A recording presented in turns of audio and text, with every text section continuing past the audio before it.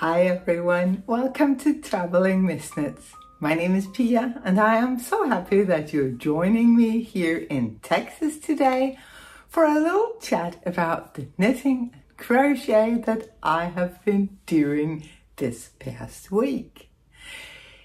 Today's episode is going to be somewhat heavy on the crochet. I have been making stuffies for the grandbabies and having a lot of fun with that. But I thought we would start with just a little bit of knitting first.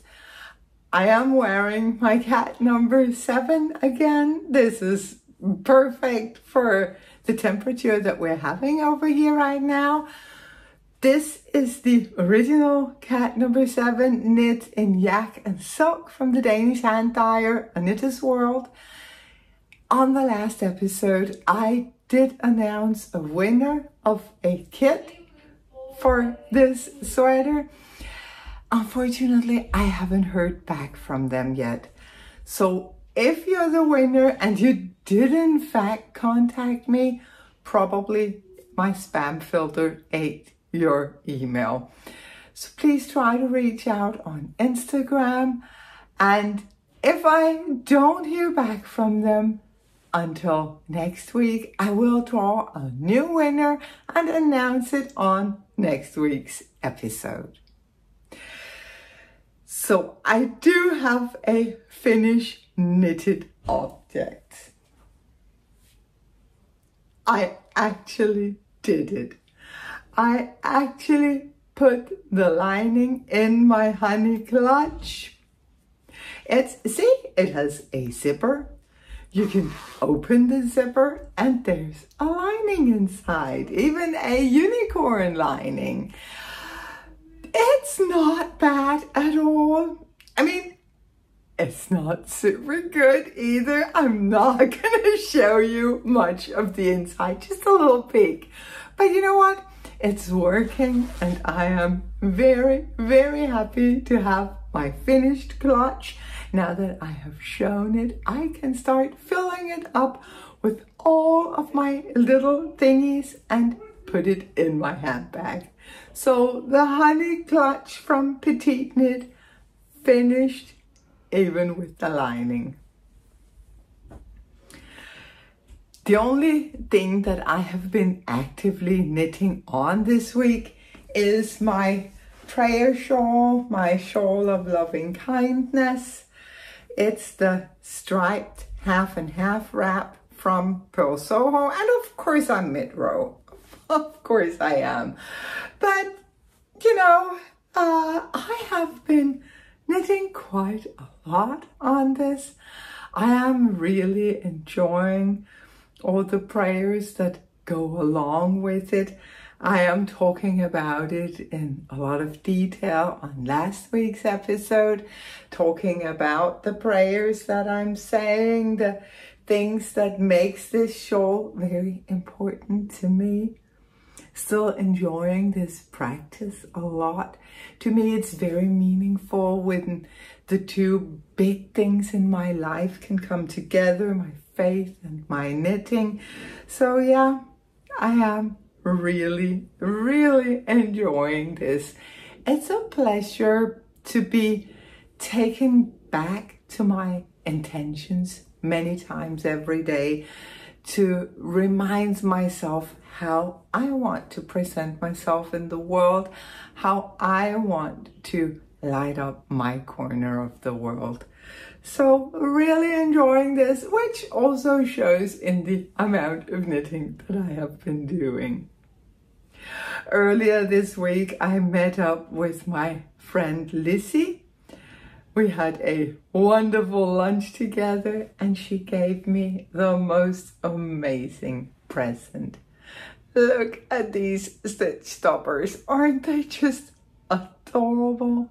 Such a precious gift, especially because she told me that she had noticed on Vlogmas I was talking about my mom and her love for little pigs and how she would collect little pigs. So when Lucy saw these, she decided that I should have them.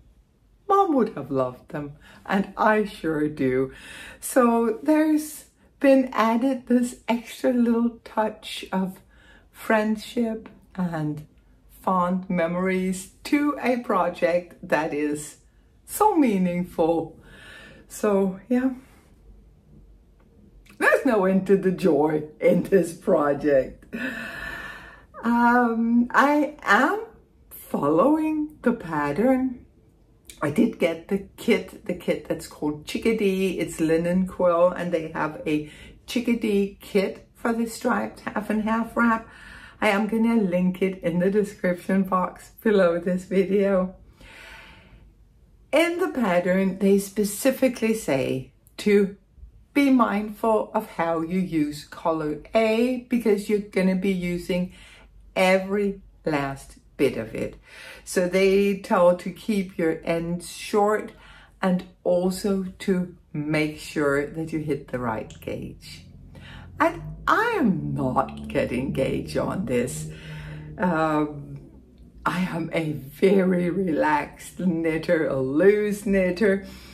And I was contemplating going down a couple of needle sizes in order for me to get gauge, but I decided now I'm okay with the shawl being larger. It's going to be considerably larger.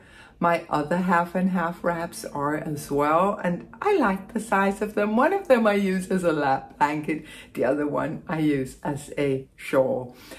But I decided to just go ahead, and when I ran out of yarn, I would just change to the next color and be fine with that. It seems that running out of yarn has been a theme for me these past weeks. But yeah, of course I did run out. I think I ran out maybe 8 rows before stated in the pattern. So what I'm doing is I am adding 4 rows to the color B and then the last 4 rows to the color C, so that the distribution of the colors over this half of the shawl is going to be somewhat even. I think it's going to be fine. I think this is going to be absolutely beautiful. I am, of course, showing you the wrong side, but I think it's going to be balanced. It's fine. I'm very happy with it. I was contemplating adding in one of the other colors because there are some that are somewhat similar to color A. They're not hugely different, the 3 lighter colors. But still, I decided no, because that would make a weird stripe. So I'm happy with my decision to just change to color B and be done with it. So yeah, still a very treasured knit. I am enjoying this so much.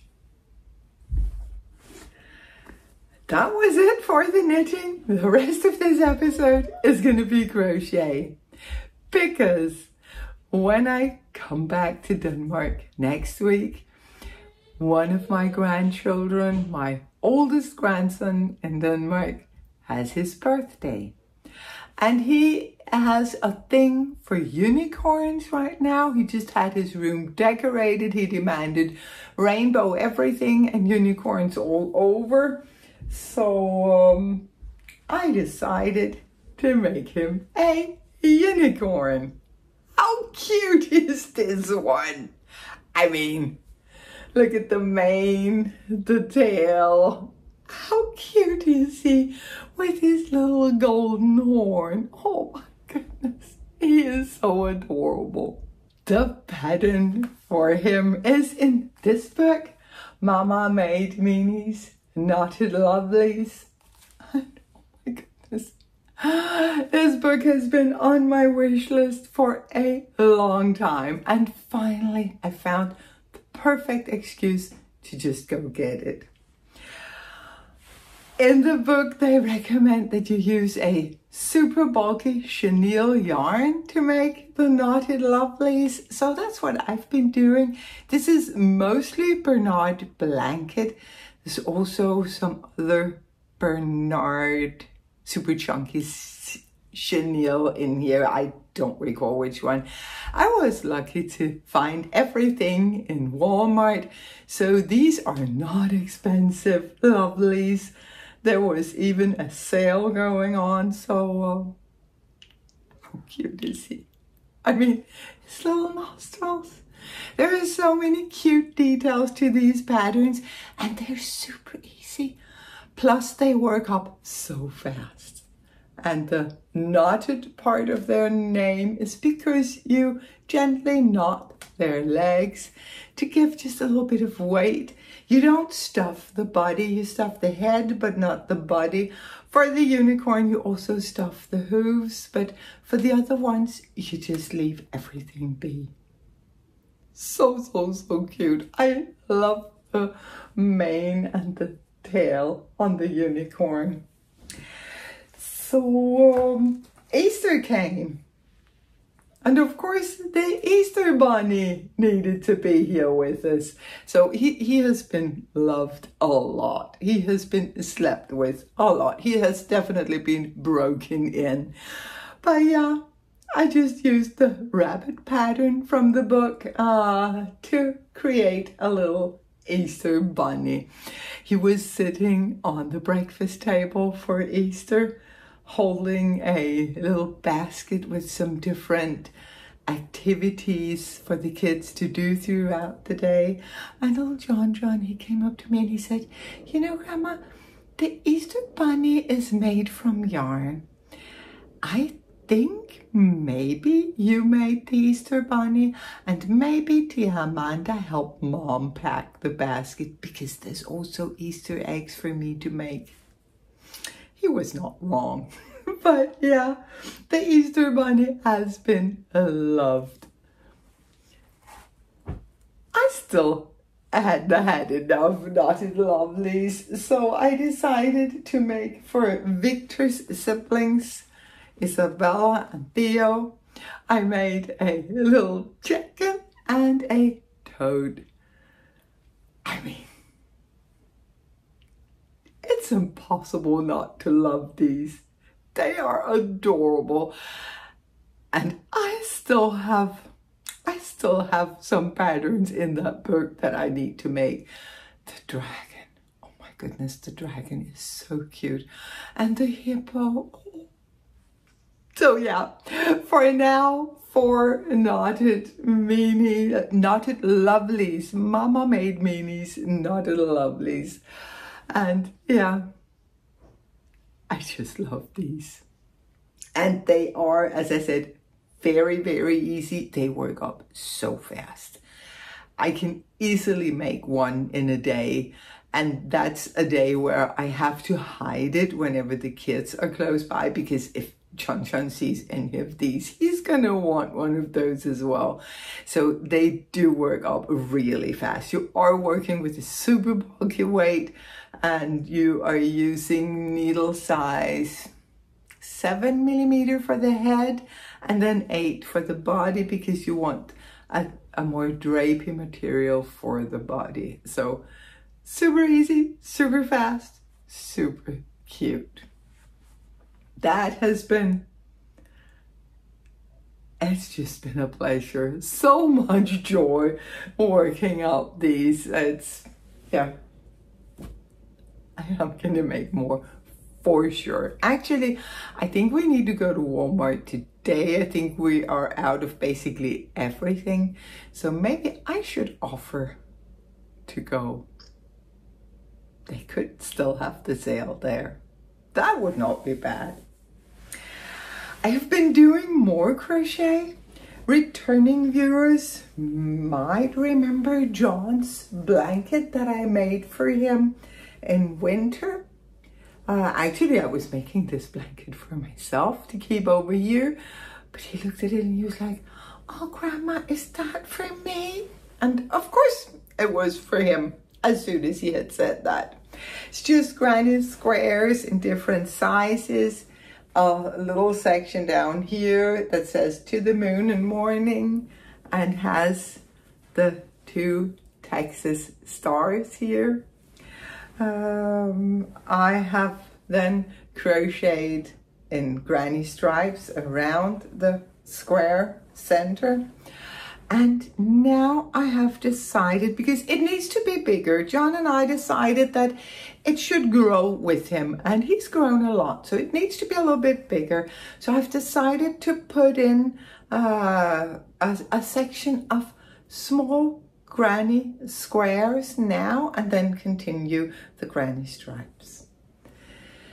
So what I have been doing, I counted my clusters, and I made sure that I had that I hadn't made a mistake as I was working on the blanket, that I still had an even number of clusters. I did. And then I made little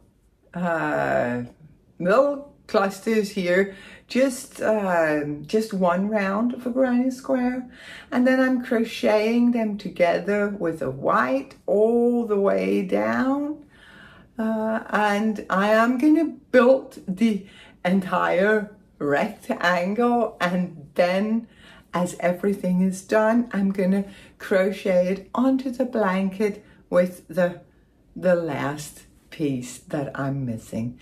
This is such an easy way to do this. I've just been, whenever I've had a moment, I've just been working up a couple of rounds of these ones, and then I sat down to crochet around them.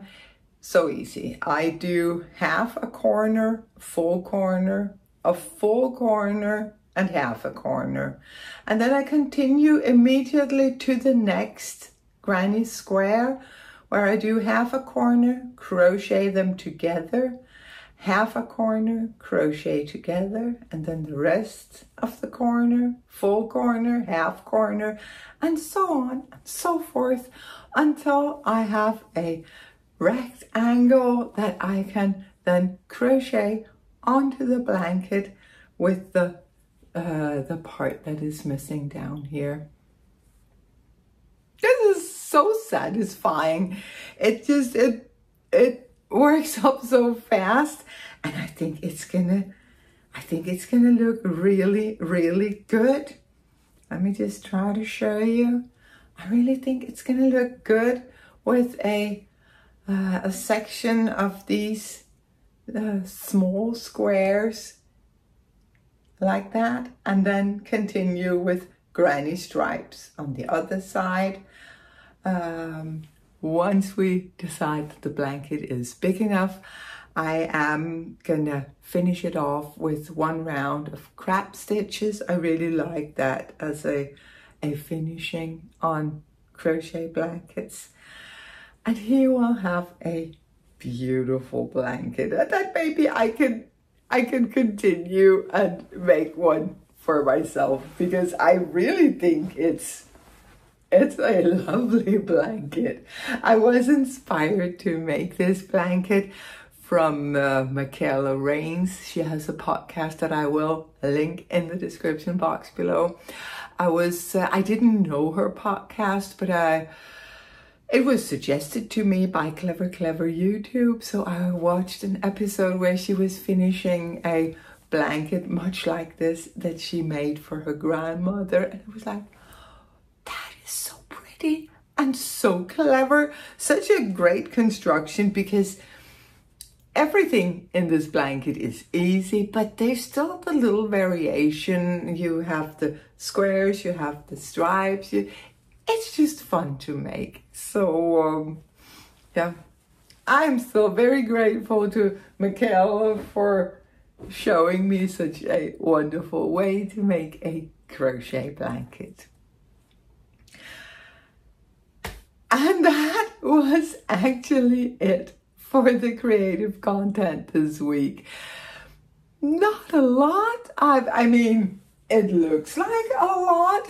I have had quite a lot of crafting time, but yeah, simple projects and just a lot of fun. We have had a wonderful time over here. We have 1 week left now, and yeah, we have just really had a great time. In the weekend, we sent our son and daughter-in-law out on a date night, and then we made a movie night with the little ones. We dragged some mattresses into the living room. We drew the curtains. We made popcorn, and we were just, sitting there with our duvets, everyone in PJs, and eating popcorn and watching How to Train Your Dragon. We watched a trailer for the new version of the movie, and I suddenly remembered how much I loved those movies. So we watched How to Train Your Dragon and just had a wonderful night. Later in the week, Maria, my daughter-in-law, took me to the Brazilian kiosk that's here in Dallas, where you can get everything Brazilian. And there are so many things that I miss from Brazil. They used to live there for a couple of years, and I lost my heart in Rio de Janeiro. It's just an amazing city. And everything they eat is delicious. It's sweet and yummy, and I was stuffing my face in the kiosk. They have like a small cafe, and then you can buy food to bring home. So there was picanha, there was brigadeiro, there was açaí, there was paçoquinho, there was guaraná, and there was more brigadeiro. Maria made brigadeiro at home for me. It's like it's a chocolatey thing that's really difficult to explain. It's just so good. In Brazil, you can even get brigadeiro pizza, which is, yeah. But she made a big plate of brigadeiro, and John and I just dug in. At one point, she, with force, removed the spoon from my mouth. She decided that I was actually hurting myself. It is so good. So yeah, that was that. That took a full day and then a day to recover.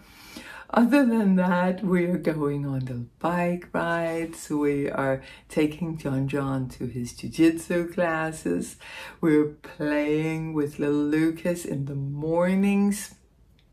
He has now learned how to do red light, green light, which is so much fun. And we also do the floor is lava, which I'm sure the neighbors appreciate that.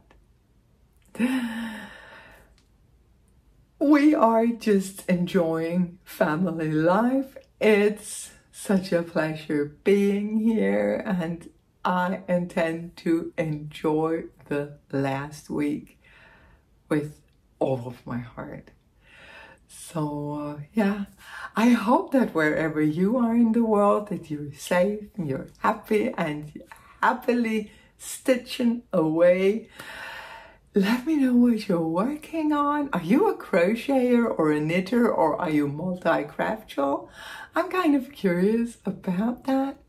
Please let me know, and well, I hope to see you again next week. Until then, stay happy, stay safe, and keep stitching.